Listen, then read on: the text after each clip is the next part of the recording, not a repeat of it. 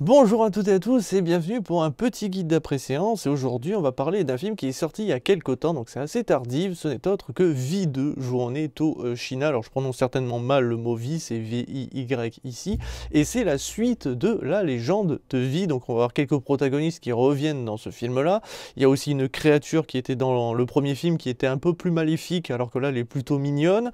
Et on aura aussi l'histoire d'un beau-père qui avait du mal à apprécier son gendre et qui petit à petit va réussir à l'apprécier, sauf que là, il le reméprise à nouveau, ce qui est un petit peu compliqué à comprendre. Il faut savoir que ces deux films sont une adaptation d'une nouvelle écrite par Nicolas Gogol, sortie en 1800 ou 1980, enfin bon bref, c'est très très vieux.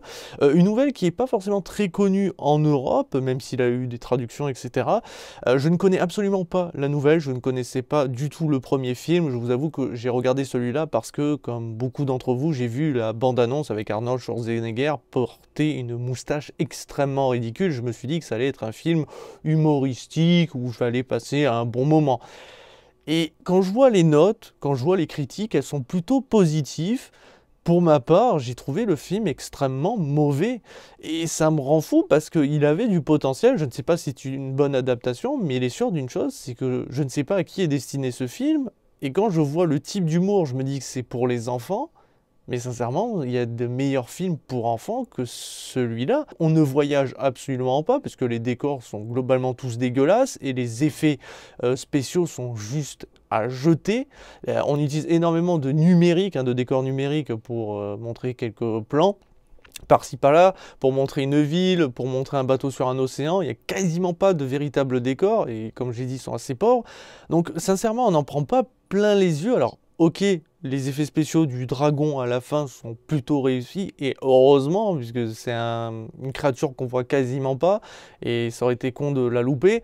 Mais en même temps, je peux pas trop en vouloir à la production, au réalisateur, qui n'est autre que Oleg Stevchenko, qui a fait le premier film, parce qu'ils ont quasiment pas de budget. Il faut savoir que pour le film au global, on a 49,1 millions, ce qui est rien, sachant qu'il n'y a que des gros acteurs. On a Jackie Chan, on a Arnold Schwarzenegger, on a Jason Flemyng qui a joué dans le premier, qui était, je crois, le personnage principal, et qui revient ici comme presque un personnage principal, même s'il est un peu plus secondaire ici. On a Rutger Hauer et plein d'autres gros acteurs. Donc en gros, sur les 49,1 millions, t'as 40 millions qui partent dans les acteurs, et il te reste 9 millions à peu près pour arriver à faire un film à peu près acceptable. 9 millions qui doivent partir dans les costumes, 9 millions qui doivent partir dans les décors, 9 millions qui doivent partir chez les scénaristes, etc. Donc il reste pas grand chose à se mettre sous la dent, et ça se ressent dans ce film, parce que c'est pas que c'est mal écrit, ou que il n'avait pas du potentiel, mais tu sens qu'il manque quelque chose, tu sens qu'il manque du budget derrière tout ça, et on passe un bon moment peut-être pour certains, mais globalement c'est pas un film destiné pour moi, et je pense pas qu'il soit réellement destiné à des enfants, sachant qu'il a un côté très décalé. C'est qu'au début le film est assez sérieux, il te raconte une histoire sur cette fameuse plante qui a été créée, si on peut dire, grâce à des créatures divines, donc entre autres un dragon, sauf que malheureusement cette plante va être exploitée et surexploitée, et dont le dragon par une personne maléfique. On nous cache pas du tout son identité, est très facile de savoir qui est cette personne, et en gros il n'y a pas vraiment d'enjeu à savoir finalement la vérité sur cette histoire, et l'objectif c'est juste de suivre une péripétie pour le personnage de Jackie Chan réussir à s'en sortir dans cette prison, le personnage de Arnold Schwarzenegger garder cette prison, le personnage de Jason Flemyng de cartographier le monde, si on peut dire, et puis au final de tomber par le plus grand des hasards sur la grande méchante, et finalement tout le monde va se retrouver et lutter contre le méchant, et on va découvrir que le personnage qui le suit n'est autre qu'une princesse, qui est la princesse du royaume, etc. T'es là, tu fais ouais, c'est plan-plan, c'est chiant. Il y a même l'humour. Je veux dire, il y a un moment, donc le combat entre Master, donc le personnage incarné par Jackie Chan, et Arnold Schwarzenegger, son personnage c'est James Hook, ils vont avoir un duel entre les deux, un duel qui aurait pu être palpitant et qui essaye de jouer sur l'humour extrêmement enfantin, où tu vois, donc Master essaie de prendre des armes, et t'as James qui fait non, pas cette arme, c'est l'arme de machin, parce que c'est un gros collectionneur d'antiquités, il essaye de trouver des armes, et à chaque fois il lui dit non, tu ne peux pas prendre celle-là parce que c'est machin machin, après il prend une autre arme, mais non, celle-là tu peux pas. Et donc il fait, mais comment je fais pour me battre? Et là, t'as James, il fait, bon, ok, on se bat à main nue. Ça prête à sourire, mais je sais pas. Peut-être que c'est à la base un conte destiné aux enfants, parce que tu sens que dans le premier film, il y avait des créatures, il y en avait beaucoup plus d'ailleurs. Là, il y en a deux, bah, le dragon et la petite créature que tu vois quasiment pas et qui sert à rien. Tu te dis pourquoi il y en a pas plus? Ça aurait été sympathique d'en mettre beaucoup plus. Même, on va dire, l'armée des méchants, quand on va voir leur design, leur costume, bon, déjà tu sens que c'est fait de briques et de broc, mais il y a un délire quand même, où tu vois, il y en a un qui contrôle l'électricité, l'autre la brume, tu te dis, ok, il y a un côté magique, mais en fait tu apprends que c'est pas du tout ça, qu'en fait c'est tout simplement de la science.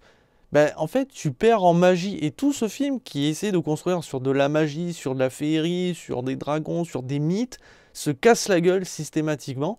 Il n'y a plus de magie, que ce soit au niveau des décors, que ce soit au niveau des costumes, que ce soit au niveau même de l'histoire. On perd dans toute sa saveur, ce qui fait qu'on a un film extrêmement bancal. Alors, ok, je sens bien que le film n'est pas réellement destiné à notre public, parce que c'est une production chinoise et russe. Ça se sent au niveau du casting, alors pas au niveau des acteurs principaux, même s'il y a quelques personnes asiatiques, etc. Mais au niveau des tous les personnages secondaires, il y a beaucoup d'asiatiques, il y a beaucoup de russes, etc. Tu sens que c'était pas destiné à notre marché principalement. Mais le film essaye de s'exporter pour attirer le plus de monde possible et faire découvrir cet univers-là. Mais on sent que ça n'a pas été fait pour tout le monde. Et quand je le dis que je sens pas que ça soit destiné à des enfants, ça se ressent quand même au niveau de l'humour. Même l'humour ne ferait pas réellement marrer des enfants. Et c'est dommage parce qu'il y avait un potentiel.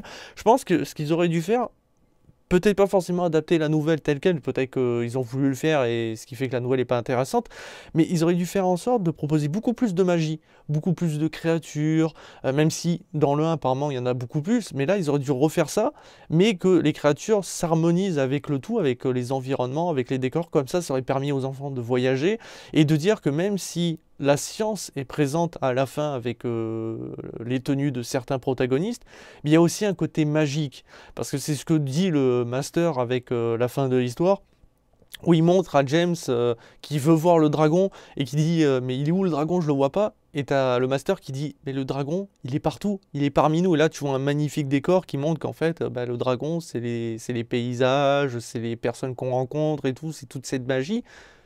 Ouais, bah, les enfants qui voient ça, ils sont là, hein?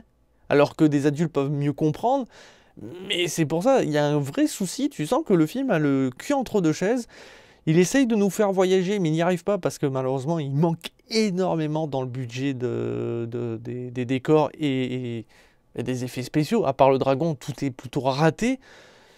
Et même le coup du nain qui picole, qui est un capitaine, ne fait pas rire. Enfin, vraiment, c'était plus malaisant qu'autre chose. Et quand je vois les notes globalement bonnes, moyennes, hein, c'est du 3 sur 5, il y a eu des 4 sur 5, mais ça vole pas non plus très très haut. Mais sincèrement, 3 sur 5, c'est extrêmement généreux. Le film est mauvais du début jusqu'à la fin. C'est un film que je ne conseille clairement pas. Et c'est con parce qu'Arnold Schwarzenegger avec une moustache, ça vaut le coup d'œil. Le souci, c'est que même la moustache est ratée parce qu'elle est coupée de. Tu vois qu'il y a une partie plus longue que l'autre. Alors, certainement que c'est voulu pour faire rire. Je trouve que ça fait plus ridicule qu'autre chose. Alors que c'est dommage parce qu'Arnold avec une moustache, c'était plutôt cool. Mais en fait, c'est juste pour ça que j'ai vu le film. C'est un film que vous pouvez trouver en VOD, en streaming, etc. Je pense que le premier est mieux. Parce que le premier, il y a vraiment beaucoup plus de créatures, il y a un côté même presque horrifique. De ce que j'ai pu voir de la bande-annonce, je le trouve bien plus pertinent et plus intéressant, au premier coup d'œil en tout cas, que ce film-là. Et franchement, je me suis fait très clairement chier, donc ma note sera une note de 1 étoile sur 5. C'est vraiment, j'ai passé un très mauvais moment, mais je comprends qu'il ne soit pas destiné à notre public, ou encore à quelqu'un de mon âge, mais je m'attendais à mieux. Je veux dire, le début de l'histoire a été raconté par une voix off, on te parle de mythes, de légendes, de dragons, merde. Je m'attendais à voir plein de créatures, surtout quand on voit le petit gobelin apparaître. Je me dis, il y en aura plein. Et le côté sérieux qui est au début et qui part dans de l'humour, je fais, qu'est-ce qui se passe? Qu'est-ce que j'ai loupé? J'ai loupé le coche. En fait, le film m'a trompé, m'a dupé. Et en fait, non, c'est voulu, mais ça passe mal. Donc voilà, c'était la petite critique tardive de ce film, mais un film, malheureusement, qui passera aux oubliettes actuellement au box-office. Il a rapporté 14 millions.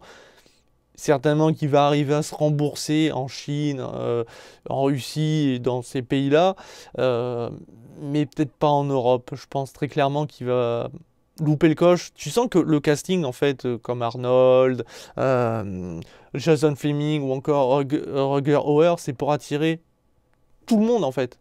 Que ce soit l'Europe, que ce soit la Chine, etc. Mais c'est pas forcément les gros acteurs qui portent un film. Ils font un tout, malheureusement. Et là, il n'y a que les gros acteurs. Et même ça, le jeu d'acteur est globalement bon, mais comme je dis, ça ne sauvera pas le film. Et tu ressens que même le niveau des acteurs, même s'ils sont incroyables, même de revoir Jackie Chan faire des mouvements, se battre à main nue contre Arnold, ça aurait pu être très classe. Mais même si c'est globalement bien filmé, il n'arrive pas à sauver le film. Enfin bon, voilà qui conclut ce petit guide après séance. Je vous dis à très très vite et à très bientôt pour toujours plus de vidéos. Ciao ciao.